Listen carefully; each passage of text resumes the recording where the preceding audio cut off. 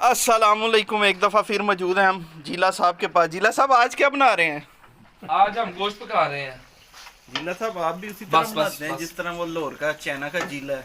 नहीं ये तरीका का थोड़ा सा मुख्तलिफ है। 2 ये किलो गोश्त में 10 किलो पानी डाल देते हैं आप? नहीं उस तरह नहीं होता। चलो बस नहीं पियो ना। अच्छा मिर्च भी पाइए सिर्फ ये काली। असल साहब में देनी नहीं चेक तो करो, नमक मिर्च चेक करो जरा। असिस्टेंट तो भाव ना दे जिला साहब दे। सिस्टर साहब यखनी चेक करते हुए ओके या ओके साहब। ओए एंडी कोना क्या बात है जीला इधर? ओके जी ओके ओके जी ओके। लाहौर में आपने जीला देखा होगा चाइना का, ये है असली जीला। देखिए ठेड़ी सांची गुजरांवाला का असली जीला। जीला साहब क्या बना रहे हैं?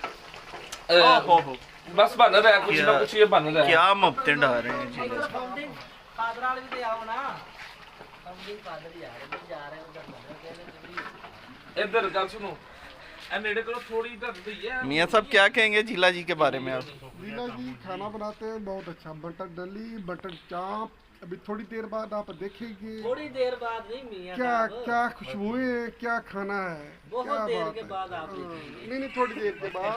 नहीं जी, जीला साहब यखनी टेस्ट करवाते हुए एक दफा नहीं फिर। हूं रहन दो नहीं है कुछ नहीं है। ये हमारे जीला जी जी पाजीले लोराले ए वे असल जीला है ही। तू तो 2 किलो मटन च 10 किलो पानी पा देना ना, तो कहना ये ऐसा कोई नहीं बनाएगा, ऐसा कोई नहीं बनाएगा। उनकी तेरे सिर्फ 15 जीला भाई अब क्या निकाल रहे हैं? यखनी इतनी नहीं ना हैगी आज दफा ये। बेहतरीन जनाब। हाँ जी हसन भाई। जिला भाई A1 A1 है A1। ले जी हम भी टेस्ट करते हैं जीले का गुर्दा।